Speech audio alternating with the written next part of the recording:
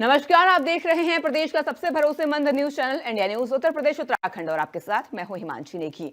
UP में कड़ाके की ठंड और घने कोहरे ने जनजीवन को पूरी तरीके से अस्त व्यस्त कर दिया है। सुबह से कई जिलों में दृश्यता इतनी कम थी कि हाथ भी नहीं दिख रहा था। पछुआ हवाओं और पहाड़ों से आ रही बर्फीली ठंड के कारण मैदानी इलाकों में दिन का तापमान भी तेजी से गिरा। मौसम विभाग ने 30 दिसंबर के लिए प्रदेश के अधिकांश हिस्सों में ऑरेंज और येलो अलर्ट जारी किया है और घने कोहरे से सड़क और रेल यातायात भी प्रभावित हुआ है। नए साल से पहले इस ठंड और बारिश की संभावना ने आम लोगों की टेंशन और बढ़ा दी है। ऐसे में नागरिकों को सतर्क रहने और यात्रा में सावधानी बरतने की सलाह दी जा रही है। आपको बता दें, कड़ाके की ठंड के चलते जनजीवन प्रभावित हो रहा है और घने कोहरे से सड़क रेल यातायात ठप हो गया है। मैदानी इलाकों में तापमान में भारी गिरावट दर्ज की जा रही है। 30 दिसंबर के लिए ऑरेंज येलो अलर्ट। नए साल पर बारिश से टेंशन भी बढ़ सकती है और मौसम विभाग ने अलर्ट अब बारिश के लिए भी जारी कर दिया है। कोल्ड डे का प्रकोप लगातार बढ़ रहा है और आने वाले दिनों में ठंड और बढ़ेगी, तापमान में और गिरावट दर्ज की जाएगी। घने कोहरे के चलते यातायात बुरी तरीके से प्रभावित है और सड़कों पर गाड़ियां रेंगती हुई नजर आ रही हैं। खासकर सुबह के वक्त और रात के वक्त की अगर हम बात करें तो कोहरा घना देखने को मिल रहा है। यातायात बुरी तरीके से प्रभावित हो रहा है। विजिबिलिटी बेहद कम हो गई है। गाड़ियों की हेडलाइट जलाकर और इंडिकेटर देकर यात्रा करने यहां पर वाहन चालक यात्रा कर रहे हैं। नागरिकों को यात्रा करने में सतर्कता बरतने की सलाह दी जा रही है। आपको बता दें, नया साल आने वाला है और नए साल के लिए सभी लोग मैदानी इलाकों से पहाड़ों की तरफ रुख करते हैं और ऐसे में विजिबिलिटी बेहद कम होना और लोगों के लिए बड़ी मुसीबत खड़ा कर रहा है। और इसी के लिए प्रशासन भी अब अलर्ट मोड पर है। लगातार पुलिस की तरफ से कई बैठकें की गई, तमाम नियम बनाए गए, नागरिकों से भी सतर्क रहने की अपील की जा रही है। और इसी के साथ आपको बता दें, इस घने कोहरे के चलते, इस ठंड के चलते लोग बेहद परेशान हैं। मौसम विभाग ने अलर्ट जारी किया है। कोल्ड डे का प्रकोप लगातार बढ़ता जा रहा है और आने वाले दिनों में ये ठंड और बढ़ेगी। नया साल आने वाला है और नए साल पर अलर्ट भी जारी किया गया है। कई जिलों के लिए ऑरेंज अलर्ट जारी है, कई जिलों के लिए रेड अलर्ट जारी है और इसी के साथ बारिश की भी संभावना प्रदेश में जताई गई है। 1 जनवरी को यानी नए साल के पहले दिन प्रदेश में बारिश की संभावना जताई गई है। मैदानी इलाकों में तापमान में भारी गिरावट दर्ज किया जा रहा है और ठंड लगातार बढ़ रही है। 30 दिसंबर के लिए ऑरेंज अलर्ट जारी किया है। कई इलाकों में येलो अलर्ट भी जारी किया गया है। कड़ाके की ठंड जारी है, जनजीवन बुरी तरीके से प्रभावित है। और इसी के साथ आपको बता दें, हरिद्वार में आज स्कूल भी इस ठंड के चलते बंद कर दिए गए हैं।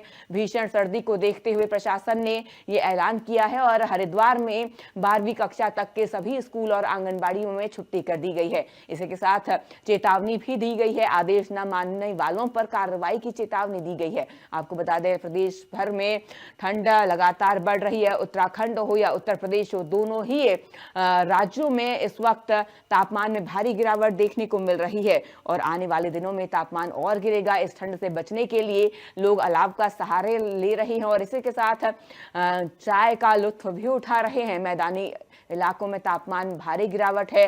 पहाड़ी इलाकों में बर्फबारी हो रही है। बारिश का दौर भी कहीं कहीं हल्की बूंदाबांदी देखने को मिल रही है और आने वाले दिनों में बारिश के लेकर संभावना भी जताई गई है।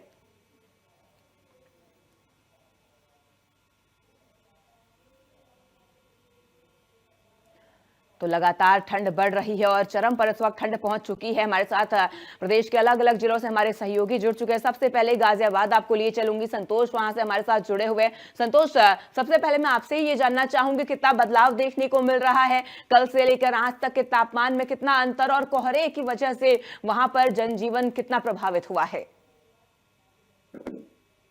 जिस तरीके से जो है कल से लेके अगर बात करें तो तापमान में तो गिरावट आ ही रही है। साथ साथ आज जो कल भी पूरे दिन धूप नहीं निकली थी और आज भी जो है पूरी रात हो गई है और पूरा अभी सुबह से ही कोहरे के साथ साथ हल्की सी, जो जैसा कि मौसम विभाग ने बताया है, हालांकि पानी की जो ओस जैसी, जिसको ओस बोलते हैं या पाला बोलते हैं, पाला पड़ रहा है और लगातार जो है तापमान गिर रहा है। और जबकि प्रशासन के द्वारा जो है एक कक्षा 1 से लेके 12वीं तक की छुट्टी और 29 से लेके 1 तारीख तक के लिए सभी स्कूल बंद कर दिए गए हैं और लगातार जो है सर्दी का प्रकोप जो है जारी है।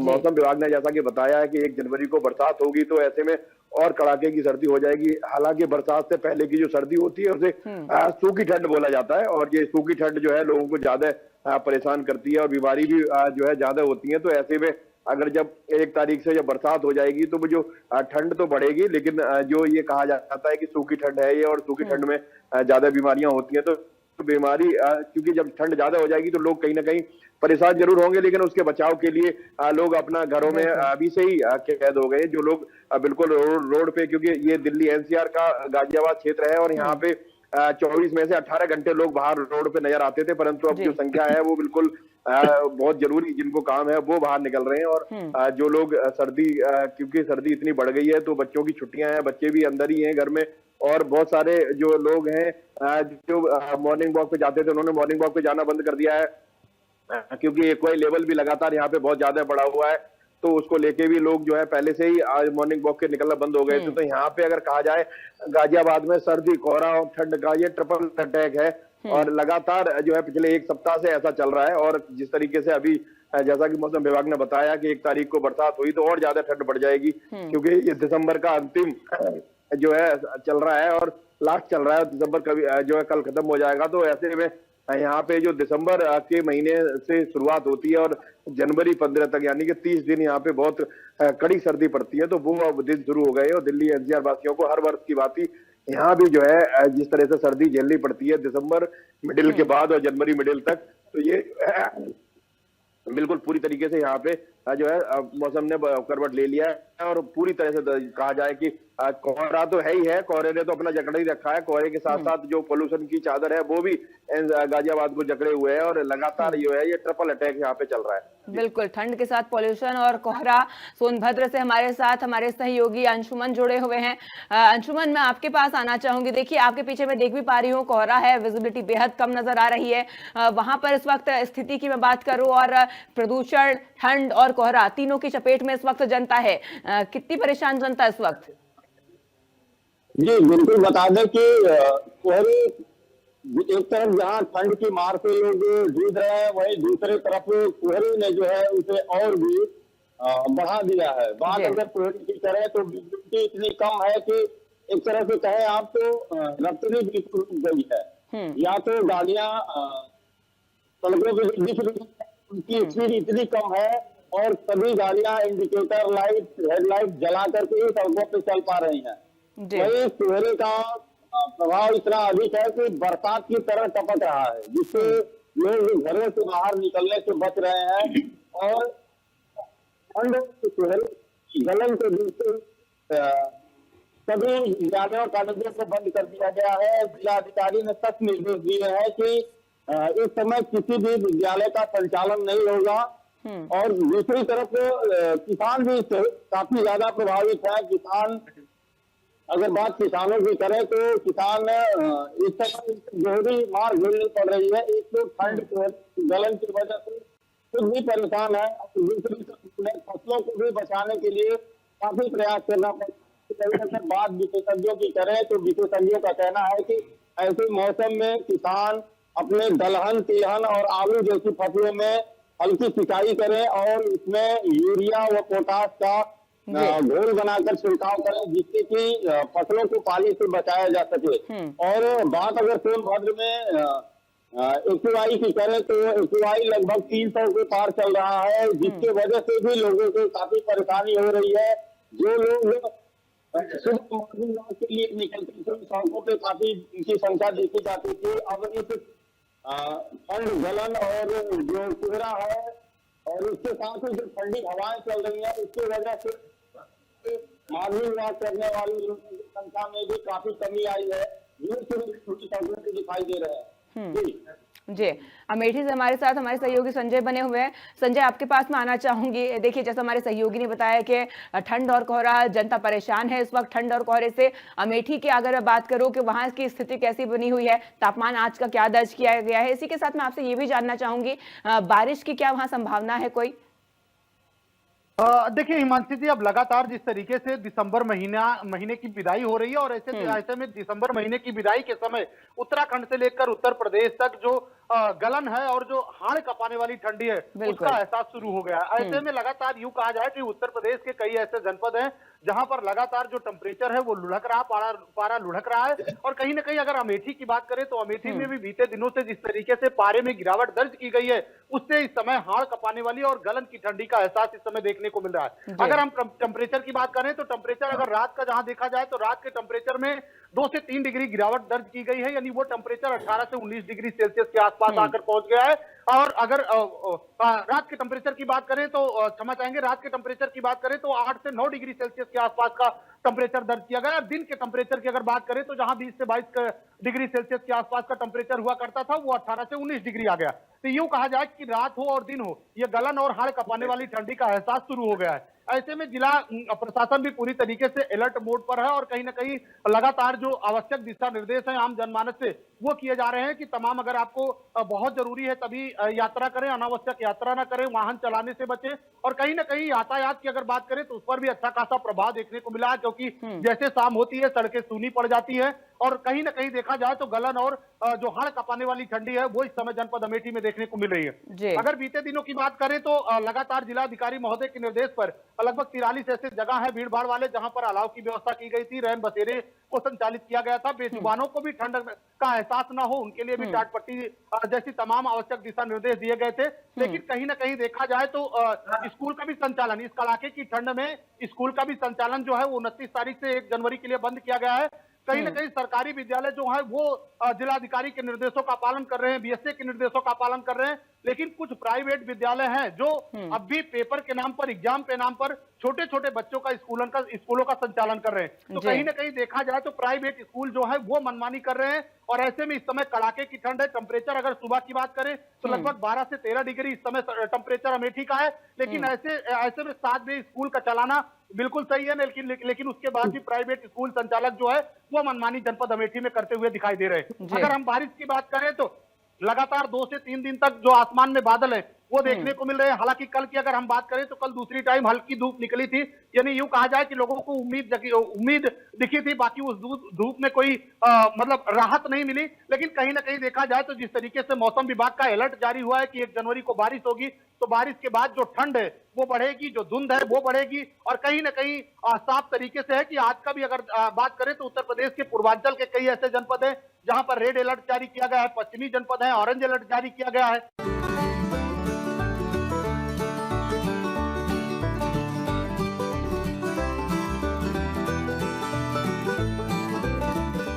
कहीं ना कहीं अब लगातार ठंड बढ़ रही है और लगातार ठंड के चलते तमाम सावधानी जो है वो बरतने की जरूरत है। इंडिया न्यूज भी जिम्मेदार चैनल होने के नाते आम जनता से यही अपील करता है कि सावधानी बरते, गर्म कपड़े पहने, सावधानी से यात्रा करें, अनावश्यक यात्रा ना करें। मॉर्निंग वॉक पर अगर निकलते हैं तो गर्म कपड़े के साथ निकले। अगर आपको ठंडी का एहसास होता है तो गर्म पानी पिए और अलाव का सहारा ले। तो सावधानी बरते क्योंकि इस समय कड़ाके की ठंड और गलन का एहसास जनपद अमेठी में देखने को मिल रहा है। अजय हमारे साथ महाराजगंज से जुड़े हुए हैं। अजय, आपके पास मैं आना चाहूंगी। देखिए, जैसा हमारे सहयोगी ने बताया कि लगातार ठंड बढ़ रही है और गलन वाली ठंड है, सूखी ठंड है, और ऐसे में वहां पर तापमान क्या दर्ज किया गया है? अगर मैं इसी के साथ व्यवस्थाओं की बात करूं तो व्यवस्थाएं कैसी नजर आ रही हैं? जी, आपको बता दें कि यहाँ पे व्यवस्थाएं हर चाक चौराहों पे देखने को मिल रहा है। हर जगह अलाव जलाए जा रहे हैं। वहीं पे अगर हम जिलाधिकारी की बात करें तो वो जाए रैन बसेरा हुआ या गौशाला हुआ, सबका निरीक्षण करते हुए नजर आ रहे हैं। बात करें अगर यहाँ ठंड का, तो ठंड इस कदर है कि जब ठंड सुबह से ही लगातार ठंडी हवाएं चलने लग रही हैं, जिसके वजह से ठिठुरन लोगों को लग रहा है और लोग घरों से अब निकलने के लिए सोच रहे हैं कि बहुत जरूरी काम है तभी लोग निकल रहे हैं। और जिस तरीके से मौसम यहाँ बना हुआ है, ऐसा लग रहा है कि अभी बारिश हो जाएगा। हालांकि बूंदाबांदी की तरह 2-3 दिन से लगातार यहाँ पे देखने को मिल रहा है, लेकिन बारिश उस तरह से नहीं हो रहा है। लेकिन बारिश होने की संभावना यहाँ जताई जा रही है। मौसम एकदम यहाँ पे एक तरह से बता दिया जाए तो बादल पूरा घेरा हुआ है। और अगर ग्रामीण क्षेत्रों की बात करें तो वहां पे और भी ठंड देखने को मिल रहा है। वजह यह है कि ये जंगलों से सटा हुआ एरिया है, इस वजह से यहाँ पे ठंड कुछ ज्यादा रहता है। और दूसरी बात है कि ये तराई का बेल्ट भी बोला जाता है और इसके वजह से भी यहाँ पे ठंड काफी रहता है। जी संतोष, आपके पास मैं आना चाहूंगी। देखिए, अब बात हमने मौसम की बात किसानों की कर लेते हैं, क्योंकि किसानों पर ही इस मौसम के बदलाव का सबसे ज्यादा असर देखने को मिलता है। देखिए, कोहरा है अभी, ऐसे में ओस गिरनी कम हो गई है, तो किसानों को एक तरफ से फायदा देखा जा सकता है, और इसी के साथ बारिश की संभावना भी जताई गई है। 1 जनवरी को अलर्ट भी मौसम विभाग की तरफ से किया गया है। क्या जानकारी है, किसानों को फायदा है नुकसान इस ठंड से? जी, अगर गाजियाबाद की बात की जाए तो जो गाजियाबाद देहात में जो खेती होती है वो इस समय गेहूं के लिए तो ठीक रहेगा, पानी की बरसात कोई नुकसान नहीं करेगी, परंतु जो सब्जी की या फूलों की जो खेती होती है यमुना के आसपास क्षेत्र में, उसके लिए ये नुकसान रहेगा, क्योंकि जब बरसात होती है तो सब्जियों को भी नुकसान होता है, और जो फूलों की खेती है वो तो नुकसान होता ही होता है। और अभी पाला पड़ रहा है, ऐसे में भी जो है फूलों की खेती कहीं ना कहीं नुकसान पहुंच रही है। तो जो अगर गाजियाबाद की बात की जाएगी, बाकी अन्य प्रदेश में पूरे में जो है ऐसी स्थिति नहीं है, लेकिन गाजियाबाद की अगर बात की जाए तो गाजियाबाद देहात में जो है इस समय जिन ज्यादा दूर दराज क्षेत्रों में जिनमें गेहूं बोया हुआ है उनमें इतनी नुकसान नहीं है, लेकिन जिस तरीके से जो यहाँ सब्जी और क्योंकि यमुना के आसपास जो क्षेत्र है उनमें सब्जी की खेती ज्यादा होती है, सब्जी उगाई जाती है, तो ऐसे में वो सब्जी की खेती के लिए जरूर नुकसान होगा अगर बरसात होती है। और जो लोग क्या नाम है फूलों की खेती करते हैं, यहाँ पे बहुत ज्यादा गुलाब की खेती भी होती है यमुना के आसपास, गुलाब और गेंदे के फूलों की, तो उनको भी जो है नुकसान उठाना पड़ सकता है, क्योंकि सर्दी बढ़ेगी तो बड़ा हो सकता है कि बरसात की कोई लिमिट नहीं है कि क्या बरसात हो। अगर बरसात तेज होती है, कई बार बरसात तेज हो जाती है, तो उनको जो है कहीं ना कहीं और जो फसलें हैं उनमें भी जो है नुकसान हो सकता है। जी अंशुमन, देखिए अब स्कूलों की बात करते हैं, क्योंकि देखिए बच्चों पर खासा असर इस ठंड का देखने को मिल रहा है।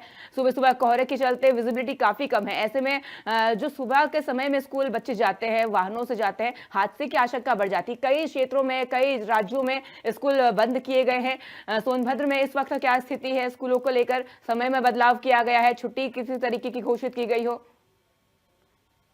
जी बिल्कुल, बता दें कि नर्सरी से लेकर के और इंटरमीडिएट तक के सभी कॉलेजों को, विद्यालयों को बंद कर दिया गया है। तो प्राइवेट विद्यालय पेपर के नाम पर विद्यालय को खोलने का प्रयास कर रहे थे, उनको भी जिलाधिकारी की तरफ से सख्त निर्देश दिया गया है कि इस समय पेपर हो या सामान्य स्थिति में पढ़ाई का कार्य हो, कोई भी विद्यालय नहीं खोला जाएगा। तो इस तरह से देखा जाए तो इस ठंड को देखते हुए जिला प्रशासन भी पूरी तरह से मुस्तैद है, और उसके द्वारा यह निर्देश दिया गया है कि किसी भी विद्यालय को नहीं खोला जाएगा, और चाहे वो पेपर का समय हो या फिर सामान्य तरीके से जो विद्यालय चलते हैं, इन परिस्थितियों को देखते हुए जी तो बिल्कुल जिला प्रशासन पूरी तरह से सख्त है इन सब चीजों को लेकर के, ठंड को लेकर के, और तमाम प्रयास किए जा रहे हैं जिससे कि लोग ठंड से ज्यादा बचाव का उपाय किया जा सके। जी संजय, देखिए तमाम तैयारियां प्रशासन की तरफ से की जा रही है, नगर पालिका की तरफ से भी की जा रही है, रैन बसेरों का व्यवस्था की गई है, इसी के साथ अलाव की व्यवस्था की जा रही है,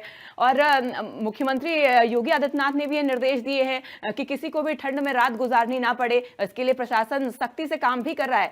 ये बातें हैं। और धरातल की अगर मैं बात करूं, अमेठी की मैं बात करूं, तो कितनी सहूलियत और कितनी लोगों को फायदा मुख्यमंत्री योगी आदित्यनाथ के इस निर्देशन के बाद मिल रहा है? जी बिल्कुल हिमांशी जी, लगातार जो प्रदेश के मुखिया हैं योगी आदित्यनाथ जी, उनका सख्त आदेश रहता है, वो तमाम व्यवस्थाओं का जायजा लेते हैं, बैठकें करते हैं और कड़े निर्देश जारी करते हैं। उसका असर इस समय जनपद अमेठी में देखने को मिल रहा है, क्योंकि जिस तरीके से सूबे के मुखिया का सख्त आदेश है कि जो रैन बसेरे हैं अस्थायी हो अस्थायी हो, उन पर सारी व्यवस्थाएं की जाए, चाक चौराहों पर अलाव की व्यवस्था की जाए, तो बिल्कुल ये कंफर्म है कि जनपद अमेठी में जो जिलाधिकारी संजय चौहान जी हैं, उनका साफ निर्देश है कि तमाम वो व्यवस्थाएं जो है वो सुनिश्चित की जाए। रैन बसेरे का इंडिया न्यूज की टीम ने रियलिटी भी चेक किया था, तो वो व्यवस्थाएं वहां पर मिली। हालांकि साफ सफाई को लेकर उसमें रह रहे जो दूर दराज से आए लोग हैं, उन्होंने सवाल जरूर उठाया था कि जो बिस्तर हैं या जो और चीजें हैं, इनकी साफ सफाई थोड़ी सी कम देखने को मिली। हालांकि रैन बसेरों का अगर हम बात करें तो पर्याप्त चारपाई की व्यवस्था, रजाई और गद्दा की व्यवस्था, हीटर की व्यवस्था, पानी की व्यवस्था, ये सारी व्यवस्थाएं देखने को इस समय जनपद अमेठी में मिल रही है। 43 ऐसे भीड़ भाड़ वाले इलाके हैं जहां पर अलाव जलाए जा रहे हैं, और कहीं ना कहीं बेजुबानों के लिए भी व्यवस्था जो है वो अपडेट करने की जो कवायद है वो जिलाधिकारी के द्वारा दी गई है कि लगातार उन तमाम गौशालाओं में जो अलाव है या चाट पट्टी है जिससे बेजुबानों को भी ठंड ना लगे। तो यूं कहा जाए कि धरातल पर भी अमेठी में ये सारी चीजें देखने को मिल रही है। लगातार जो सूबे के मुखिया का आदेश है वो जनपद अमेठी में प्रभावी रूप से काम कर रहा है। जी, आप सभी का जुड़ने के लिए और तमाम मौसम से जुड़ी हुई अपडेट्स हम तक पहुंचाने के लिए शुक्रिया। तो लगातार कड़ाके की ठंड बढ़ रही है और इस वक्त गलन प्रचंड है और लोग इस ठंड से परेशान हैं। आने वाले दिनों में ठंड और बढ़ेगी और इसी के साथ बारिश की संभावना भी है। नए साल की शुरुआत के साथ प्रदेश में बारिश भी हो सकती है। इस स्पेशल प्रोग्राम में मेरे साथ इतना ही। आप बने रहिए इंडिया न्यूज उत्तर प्रदेश उत्तराखंड के साथ। नमस्कार।